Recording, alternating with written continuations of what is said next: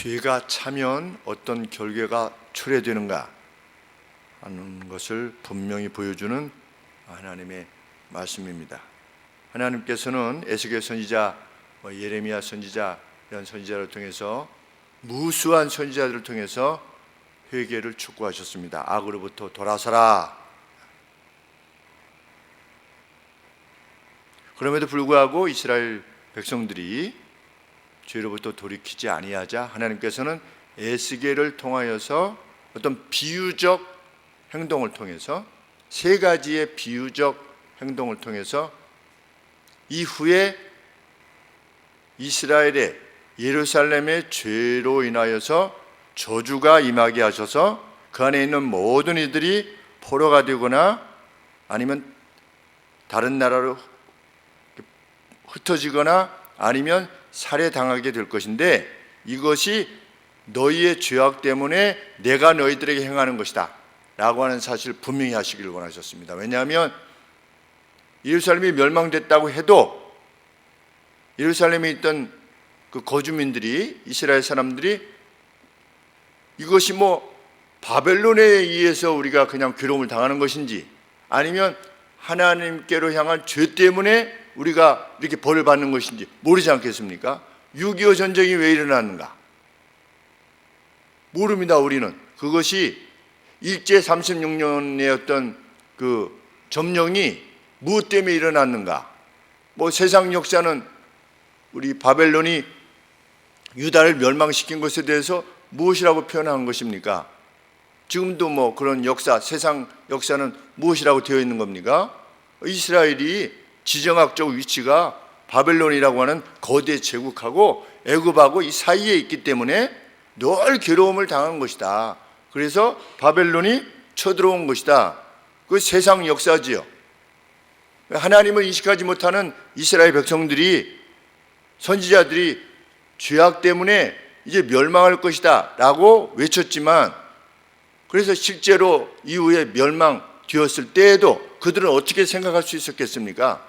이거는 바벨론이 와서 쳐들어온 것이지 우리가 무슨 죄악을 저질렀어, 우리가 무슨 죄를 졌는데 라고 할 자들이기 때문에 하나님께서는 그러한 사태가 발생하기 전에 이미 에스겔을 통해서 어떤 비유적, 상징적 행위를 통해서 그것이 이루어진 것이 그때 그래서 에스겔이 그렇게 됐었구나 라고 하는 것을 통해서 그들의 죄악 때문에 초래된 결과라는 것을 분명히 하시기를 원했던 겁니다. 그래서 나중이라도 깨닫게 되기를 하나님이 원하셨던 것입니다.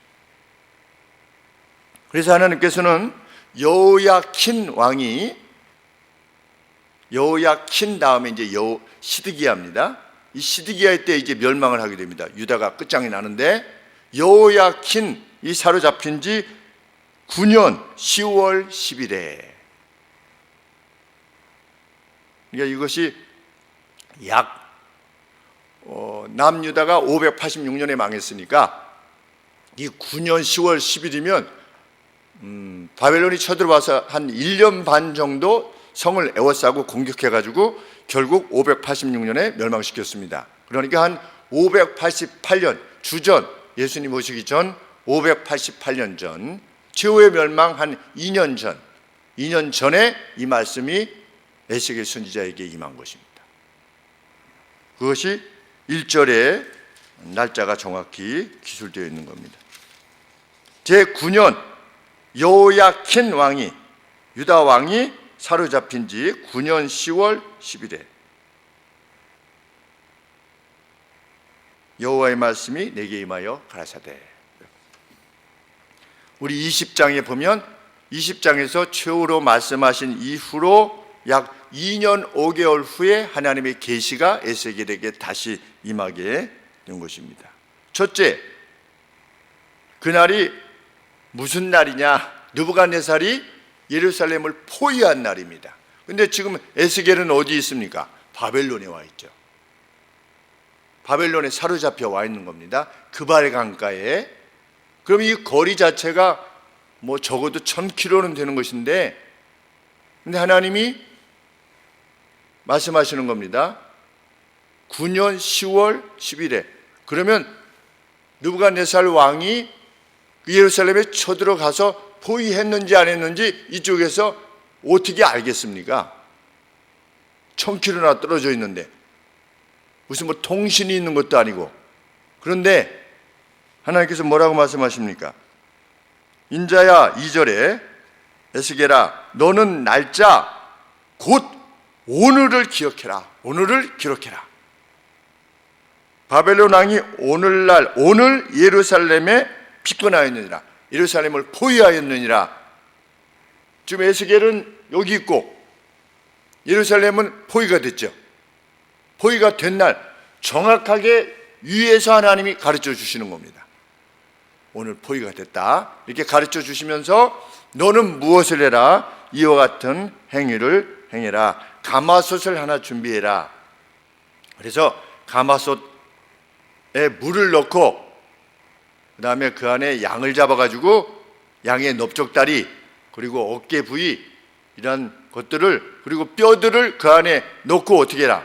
밑에 불을 붙여가지고 그것을 끓여라 했습니다. 막 끓여라. 그럼 이게 보통 때는 무엇을 위한 준비가 되겠습니까? 잔치를 위한 준비가 되겠죠. 보통 그렇게 끓여놓고 가마솥을 넣고 야 이제 우리 끝나고 나면 이거 다 끓이면 먹겠구나 이런 행위를 하라고 하나님이 말씀하십니다. 그런데 하나님 뭐라고 말씀하시는 겁니까? 그 안에 있는 이 고기 덩어리 이게 누구다? 예루살렘 안에 거하는 거주민들이다. 그 거주민들이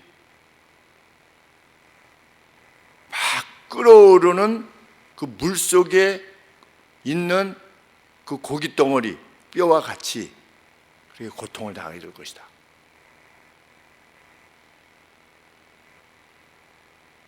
얼마나 무서운 말씀인가 알 수 없습니다.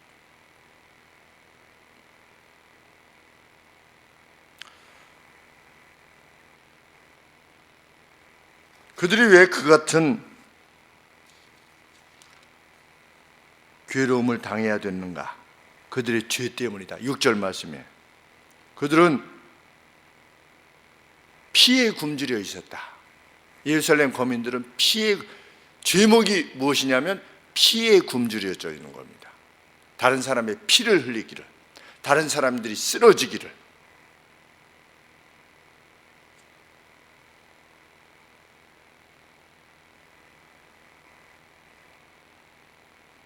나 주 여호와가 말하느라 6절 말씀에 피 흘리기를 기뻐하는 성읍 그리고 녹슨 가마 그 속에 녹을 없이 아지 아니한 가마여 예루살렘을 뭐라고 말하는 것입니까? 이 솥과 같다. 근데 녹이 가득한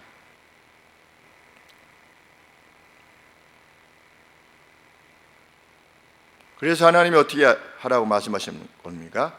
제비 뽑을 것도 없이 그 덩어리를 일일이 꺼낼지어다. 차례차례 이렇게 꺼내랍니다. 하나님께서 어느 걸 꺼낼까요도 아니고 거기서 이렇게 어차피 다 꺼낼 거니까 그 예루살렘이라고 하는 녹이 쓴 가마 이 녹이 무엇을 말하겠습니까? 하나님 앞에 더러움 죄, 그 녹슨 가마로부터 그 안에 있는 거주민들이었던 예루살렘 사람들을 하나씩 하나씩 꺼내라. 그런데 제비를 뽑을 필요가 없다. 왜? 어차피 다 꺼낼 거니까. 다 꺼낸다는 뜻은 무엇입니까? 다 포로로 가든지 아니면 죽든지 할 것이기 때문에 제비를 뽑을 필요도 없다. 어떻게 하나님의 성이었던 예루살렘이 이처럼 타락할 수 있었는가? 참 놀라운 일이 아닐 수 없습니다. 7절 말씀에 왜? 그 피가 그들 가운데 있기 때문이다. 예루살렘 안에 피가 있기 때문이다. 그런데 그들이 피를 흘린 다음에 그 피를 땅에 쏟아서 흙이 덮이게 하지 않고 맑은 반석, 맨 반석 그러니까 바위에다 이렇게 놓았다는 겁니다. 뭐를? 피를, 흘린 피를. 보통은 우리 신명기서에서도 그렇고 죄를 대신해서 죽었던 동물들의 피를 그 제단 밑에 쏟을지어다 이렇게 명령하셨거든요. 그러니까 제단 밑에 쏟을지어다, 그 피가 땅 속으로 어떻게 되도록 스며 들어가게 하도록, 그래서 그게 이제 흙으로 이렇게 덮이도록, 그러니까 그 무엇이 제사 드렸을 때의 동물의 피, 그리고 우리가 음식으로 먹을 때의 그 동물의 피, 그것조차도 그 피라고 하는 어떤 그 잔인함이 있지 않습니까? 피가 의미하는 어떤 죽음, 이런 것들을 생각할 때 땅에 쏟으라. 빨리 이게 우리도 그렇지 않습니까? 뭐가 땅 같은데 뭐가 피 같은 게 있으면 어떻게 합니까? 그걸 빨리 씻어내려고 노력하지 않습니까? 그 보이지 않도록 하기 위해서. 그랬는데 이 예루살렘에 있었던 거주민들은 피를 흘리기를 기뻐하고 그 흘린 피를 어떻게 했다? 반석 위에다가 이렇게 보라고 놔뒀다는 거예요. 얘들 봐. 오늘로 치면 이런 거 아니겠습니까? 누가 정적을 제거하고 나서 그 정적의 머리를 어떻게 하는 겁니까? 잘라가지고 벽에다 걸어놓는. 우리 그런 이야기 듣지 않았습니까? 최근에 자기 고모부의 시신을 거기다가 머리를 그 어느 관공서에다가 이렇게 높은 사람들이 다니는 거기에다가 걸어놨다고 하는 그 증언을 듣지 않습니까?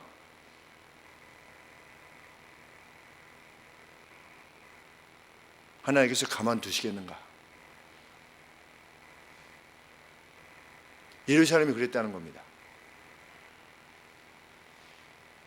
맑은 반석 위에 두었도다.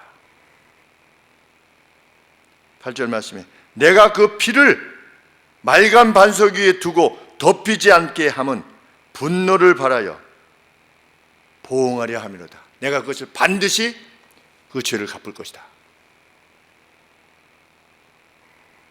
아주 잔인했던 것이죠. 피 흘림을 즐긴 것입니다. 오늘의 이 시대의 모습이 두려운 이유가 바로 그것입니다. 오늘 이 땅의 모습이 두려운 이유가 그것입니다. 참으로 피 흘리기를 기뻐하는 땅이 되어가고 있음에 대해서.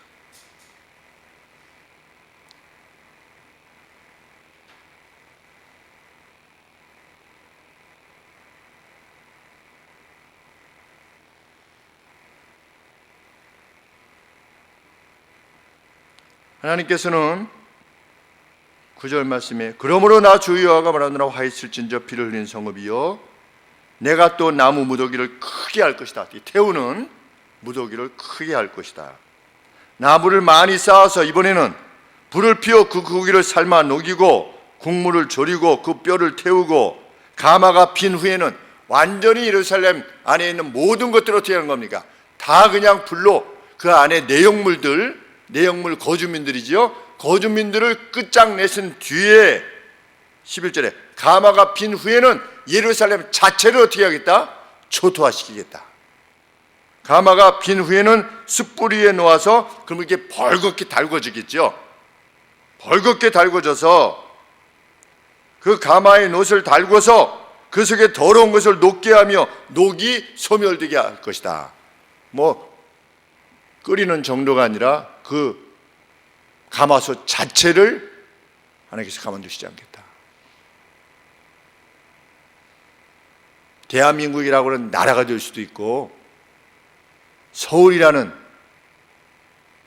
도시가 될 수도 있고 나가사키, 히로시마가 불바다가 됐습니다. 무엇 때문에 그랬습니까? 나가사키와 히로시마가 왜 불바다가 돼서 수십만 명이 죽었습니까? 그들이 피 흘리기를 기뻐하는 행위를 했기 때문입니다.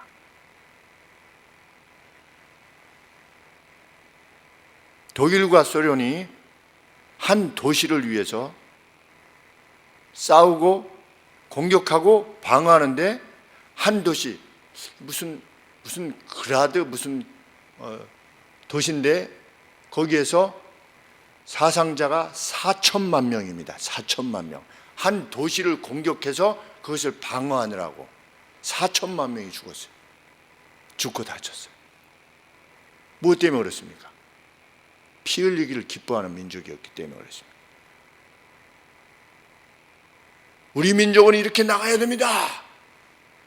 우리는 이렇게 할 겁니다. 라고 했을 때 국민들 대다수가 그를 총통으로 세웠죠. 잘한다.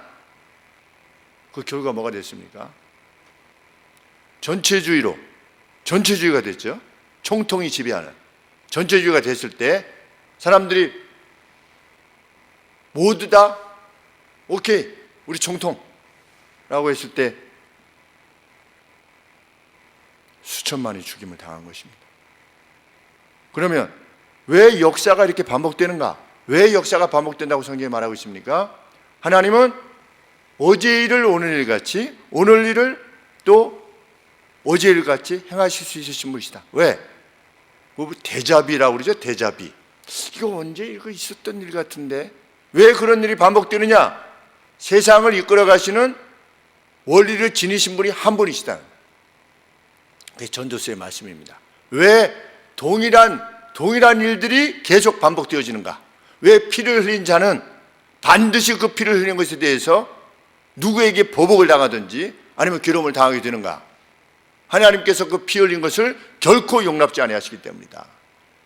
그런데 무지한 자는 누구냐? 나는 다를 거라고 생각하는 겁니다. 나는. 그게 무지입니다. 무지는 다른 게 아닙니다. 나는 다를 것이라고 생각하는 겁니다. 내 경우는 다르다. 지혜자는 누굽니까? 역사를 이끌어 가시는 하나님의 결정 방식이 무엇인가를 익혀서 그 방식대로 행하는 자가 지혜자입니다. 그러면 그는 일생 동안 복된 삶을 살고 남도 복되게 하고 이후로 내 생에 복된 영혼을 살게 되는 것입니다. 그것이 우리가 하나님을 섬기는 이유입니다.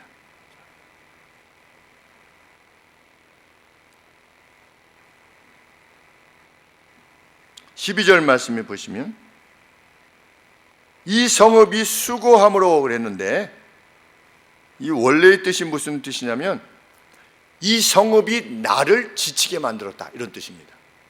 이 성읍이 나를 지치게 만들었다. 수많은 선지자를 통해서 보냈는데도 안 되는 겁니다. 이 성읍이 나를 지치게 했다. 많은 녹이 그 속에서 벗어지지 아니하며, 선지자를 보냈는데 벗어지지 아니하며 불에서도 없어지지 아니하는도다. 고통이 있는데도 불구하고 하나님은 이런 모습 저런 모습으로 또 재난도 당하게 하시고 역병도 돌게 하시고 이렇게 해가지고 이렇게 하면 돌아설려나 저렇게 하면 깨닫고 돌아설려나 했는데 그렇게 되지 않았도다. 그래서 마지막 방법밖에 없다. 그건 뭐냐? 그 가마솥 자체를 그냥 끝장내시는 겁니다.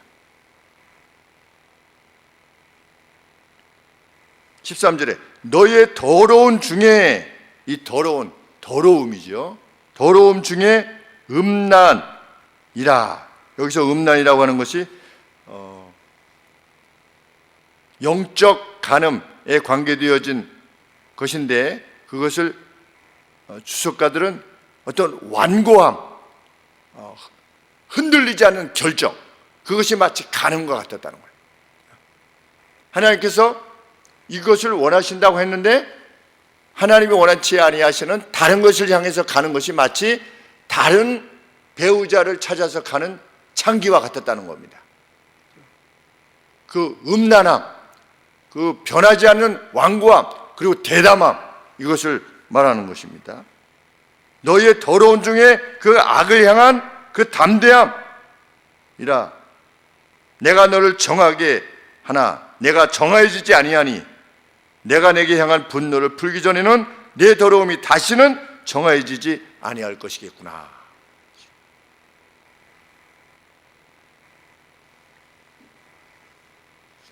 하나님의 진노를 다 쏟으셔야만 그들이 그들의 더러움으로부터 깨끗해질 수 있었기 때문에 하나님께서는 바벨론으로 그들을 끝장나게 하시려고 하는 것입니다.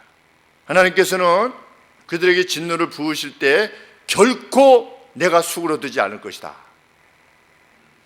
정말 무서운 경고의 말씀을 행하시는 것입니다. 14절 말씀에 내가 돌이키지도 아니하며 그랬는데 내가 결코 수그러들지 아니할 것이다. 동정하지 않으실 것이고 후회하시지도 않으실 것이다. 그들의 방식과 그들의 행위들을 따라서 내가 반드시 심판할 것이다. 그들의 행한 바대로 내가 그들에게 행할 것이다. 그들이 피 흘리기를 기뻐하는 것만큼이나 내가 그들에게 행할 것이다.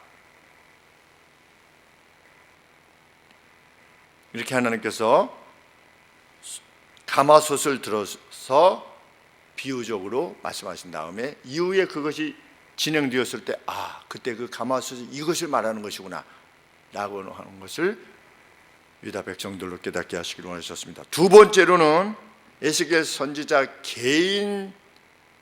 개인에 관계되어진 비유적 행동으로 하나님께서 유다 백성에게 경고하시기를 원하셨습니다. 하나님께서는 이렇게 말씀하십니다.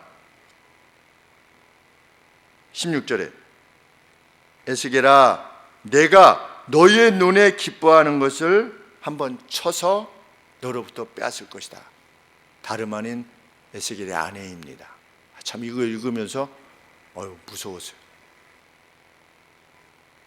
선지자는 자기의 아내를, 물론 아내는 천국에 가는 거 아니겠습니까? 그럼에도 불구하고 그것이 얼마나 참 애통한 일이겠습니까?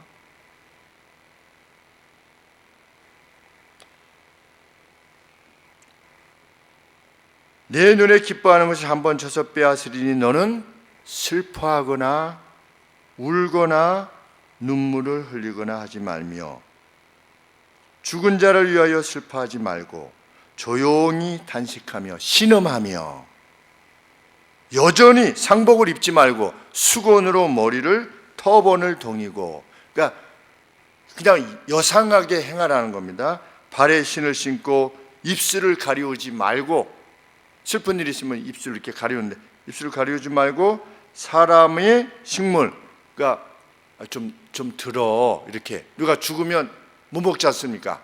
그랬을 때 그 조의를 표하는 사람들이 와가지고 좀 드세요 이렇게 주지 않습니까? 그것들을 먹지 말라.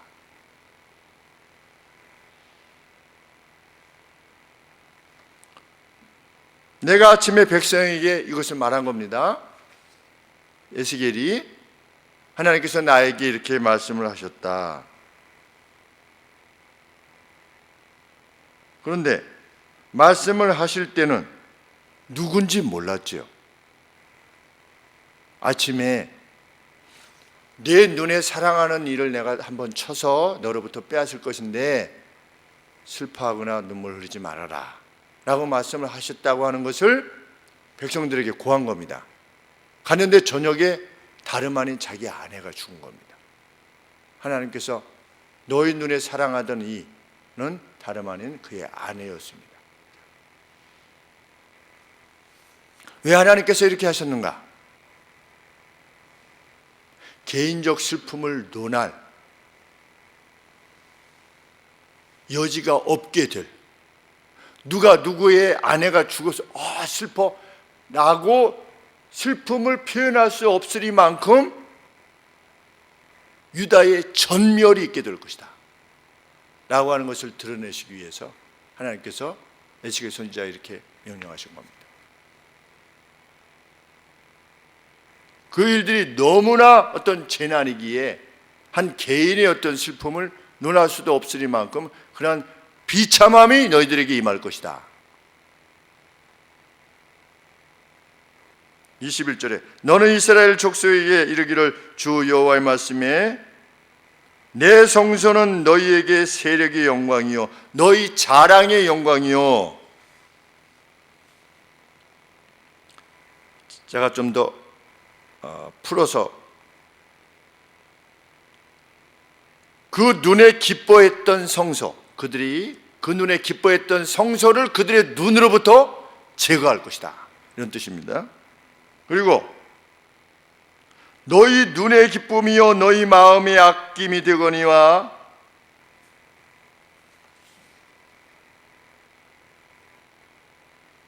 너희의 버려둔 자녀를 칼에 엎드려지게 할 것이다. 하나님께서는 성소를 제거하실 것이며 또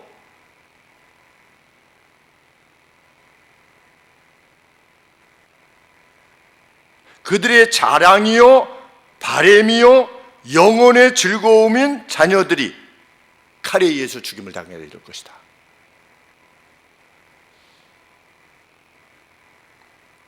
우리 자녀들이야말로 눈의 기쁨이요 자랑이 아니겠습니까? 바램이고, 그런데 너희의 눈들로부터 너희들이 보는 가운데 죽임을 당할 것이다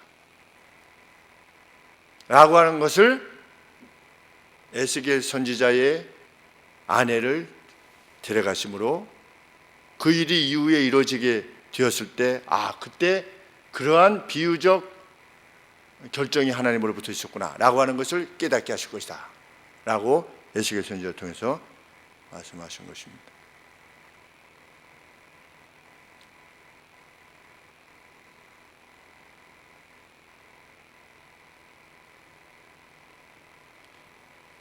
이후에 이제 아내가 죽은 뒤에 백성이 물었겠지요. 너는 왜 네 아내가 그렇게 죽었는데 슬퍼하지도 않느냐? 너 왜 여전히 그냥 터빈 쓰고 신발 신고 왜 이렇게 슬픔을 표하지 않느냐? 라고 했을 때 이렇게 말해라.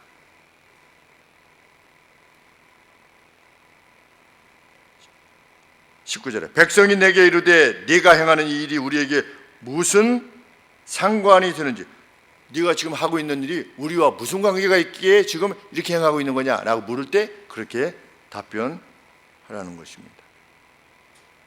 22절에 너희가 에스겔에 행한 바와 같이 행하여 입술을 가리우지 아니하며 사람의 식물을 먹지 아니하며 수건으로 머리를 동인 채 발에 신을 신은 채로 두고 슬퍼하지도 아니할 것이며 울지도 아니할 것이고 죄악 중에 쇠폐하여 피차 바라보면서 신음할 것이다. 너무나 큰 슬픔이, 그리고 말할 수 있는 것도 아니지 않겠습니까? 서로 그냥 바라보면서 그냥 이렇게 그냥 신음하게 신음만 하게 될 것이다.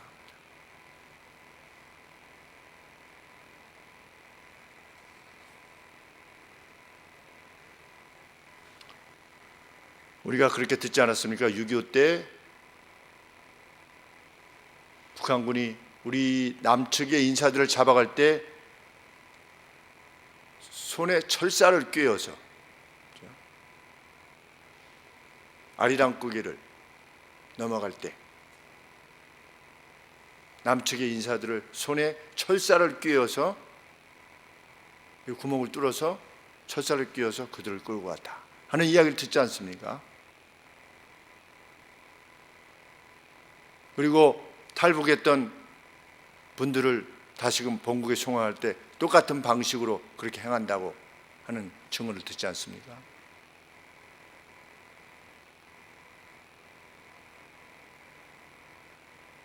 피 흘리기를 기뻐하는 자들,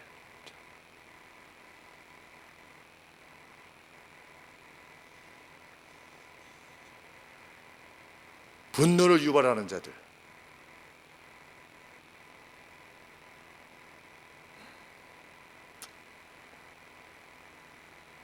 하나님께서 제일 미워하시는 죄가 뭐냐? 폭력입니다. 오늘 아침에 그런 생각을 해봤습니다. 미국이라는 나라가 없었다면 세계는 어떻게 됐을까 하는 생각을 하게 됐습니다. 미국이라는 나라가 없었다면 과연 모든 사람들이 폭력으로부터 자유한 자유를 누릴 수 있었을까? 미국이 누구에 의해서 세워진 나라입니까? 청교도들에 의해서 세워진 나라죠. 신앙의 자유,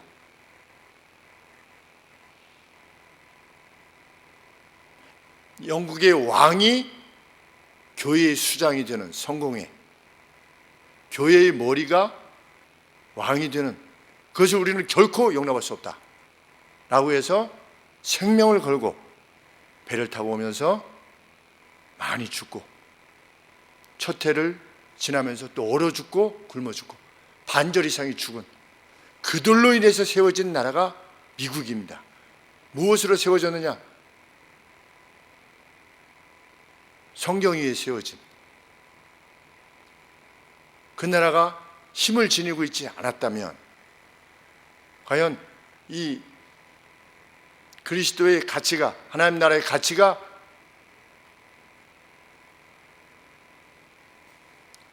세상의 정치꾼들에 의해서 그리고 자신의 권력을 탐하는 자들에 의해서, 독재자들에 의해서 참 많은 나라들이 괴로움을 겪고 있는 그런 가운데도 있지만 그럼에도 불구하고 그래도 개개인의 자유, 국민 개개인의 자유가 소중하다는 그 가치가 아직은 우위에 있는 이유가 무엇인가?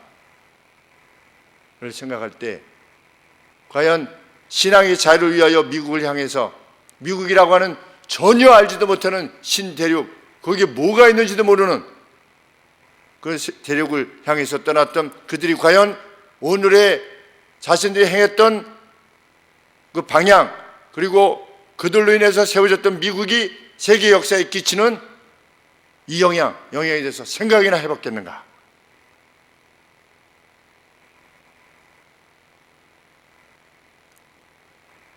근데 점차적으로 세계적으로 그 가치가 점점 또 어떻게 되어가고 있습니까?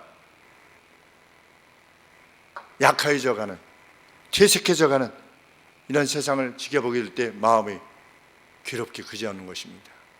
소련이 무너졌을 때 다 공산주의는 다 끝났겠구나 라고 생각했었는데 이제 중국도 끝나겠구나, 이제는 자유의 나라들이 일어나겠구나, 그래서 마음껏 하나님께 찬양하고 영광을 돌리는 나라들이 일어나겠구나 이렇게 했는데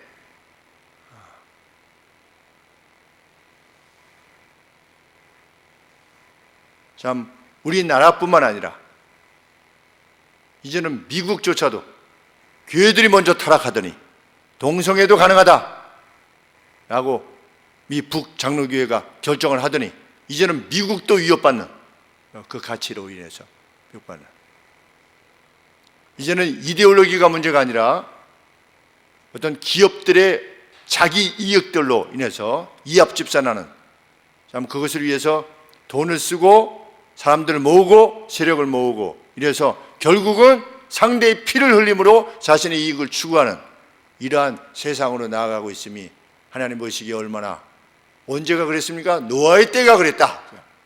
온 세상이 폭력으로 가득 찼었다. 폭력이 관영하였다. 프리베일했다. 넘쳤다는 거지요. 하나님이 세상을 멸하실 수밖에 없으셨지. 니느웨 성 폭력이 넘쳤다. 요나 선지자를 통해서 회개할 것을 외치게 하셨다.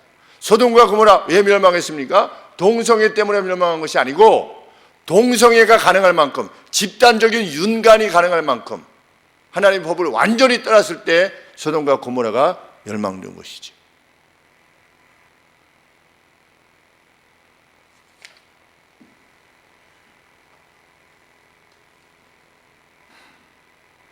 마지막 시가 에스겔을 통해서 하나님께서 보여주신 비유적 내용은 에스겔이 벙어리가 되는 겁니다. 스가랴가, 우리 세례 요한의 아버지 스가랴가 벙어리가 됐었죠. 세례 요한이 나올 때까지, 출생할 때까지 벙어리가 된 것처럼 이 에스겔도 벙어리가 되어진 것으로 보입니다. 26절, 25절부터 읽겠습니다. 인자야, 내가 그 힘과 그 즐거워하는 영광과 그 눈에 기뻐하는 것과 그 마음에 간절히 생각하는 너희의 자녀들을 제하는 날, 586년이지요. 제하는 날, 곧 그날에 거기로부터 도피한 자가, 예루살렘으로부터 도피한 자가 내게 나와 내 귀에 그 일을 들리지 아니하겠느냐?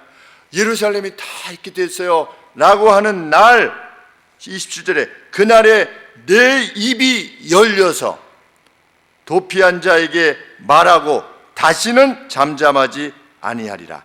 이와 같이 너는 그들에게 표징이 되고 그들은 내가 여호와인 줄 알게 될 것이다.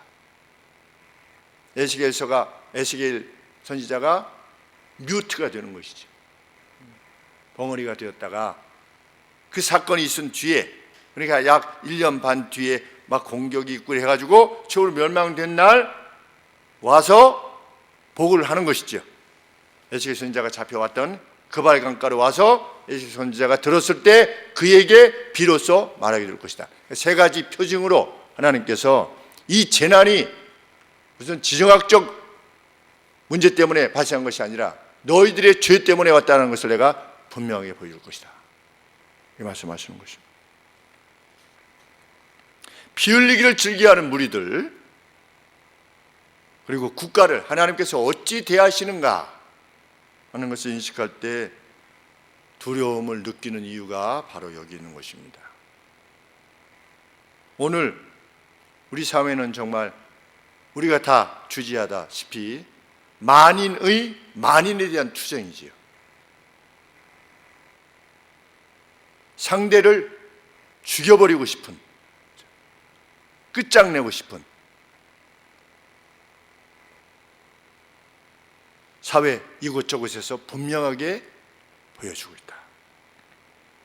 공존, 상생, 협력, 통합, 이런 용어 자체가 우리 사회로부터 떠났어요. 공존, 통합, 협력, 상생, 이런 단어가 없어졌어요.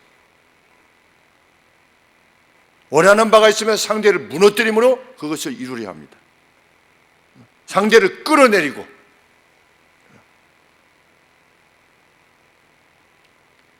그러한 피 흘림을 기뻐하는 나라라면 과연 하나님께서 이 땅을 가만두시겠는가? 기만과 속임과 협박으로 사람들의 마음을 사서 상대를 무력화시키기를 원하는 나라라고 하는 사실에 대해서 애통해하지 않는다면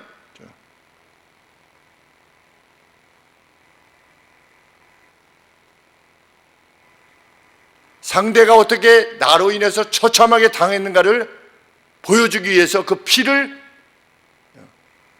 너 한번 당해봐, 나한테 당하는 거는 이런 거야 라고 하는 것을 보여주기 위해서 이 맨 바위에다가 그 피를 쏟아놓는 그러한 일에 동조하게 된다면, 심지어 믿는 자들까지도 그러한 일에 동조하게 된다면 이 땅을 하나님께서 어떻게 할 것이다? 가마솥과 같이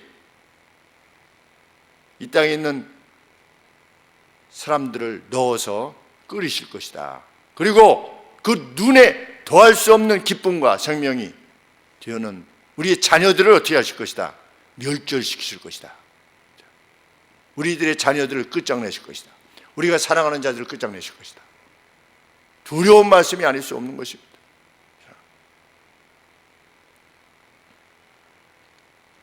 그래서 우리는 말해야 되는 겁니다. 이렇게 피 흘리기를 기뻐하는 나라가 결코 번영할 수 없다라고 하는 것을. 믿는 이들까지 이 같은 방식에 동조한다면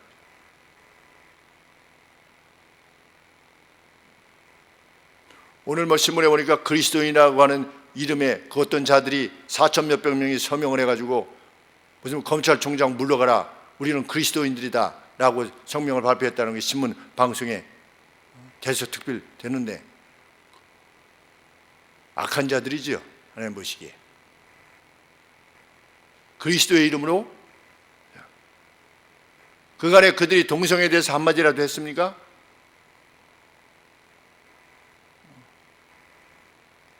그들이 그간에 예배에 대해서 한마디라도 했습니까? 그런 자들을 가만둘 수 없는 것입니다. 심지어 교회에 대해서도 자신의 발언권을 강화시키기 위해서 상대를 윽박지르는 일들이 일어난다면 그 예루살렘과 다를 바가 없을 것입니다. 나는 교회를 남보다 오래 섬겼어 라고 하는 것이 힘이 된다면, 나는 사는 사람보다 더 직분이 높소 라고 생각해서 나의 발언권을 강화시키려고 한다면, 나는 말할 만한 지분이 있다라고 생각한다면, 그래서 상대방이 무엇을 들으려 하지 않고 상대방이 장악하고 내 뜻을 집행시키려고 한다면 그거 역시 무엇입니까? 폭력입니다. 그래서 목사조차도 무엇을 이렇게 강하게 주장하자 하지 않는 것입니다.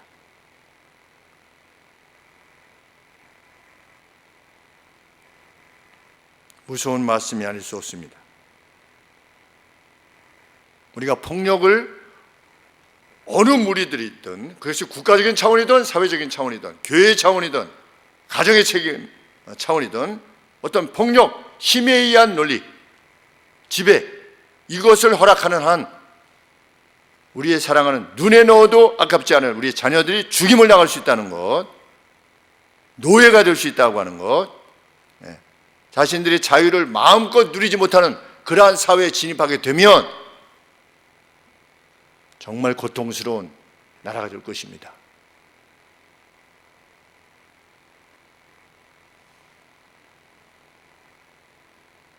이러한 비상한 깨달음으로 피 흘림을 막아서기 위해서 우리가 할 수 있는 일은 최선을 다해서 행해야 될 것입니다. 피 흘림을 막아서는, 이 사회의 이 분쟁, 이 갈등, 이것을 막아서는 통합하고 하나로 만들고 서로 같이 살아야 될 존재라고 하는 사실을 드러내는 일에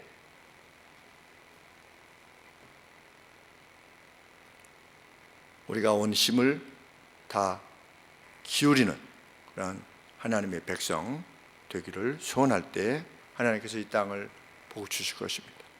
그리고 우리의 자녀들을 복 주실 것입니다. 우리 자녀들이 성장해서 정말 자신들이 행하고 싶은 대로 자신의 자유를 누릴 뿐만 아니라 직장도 골라가는,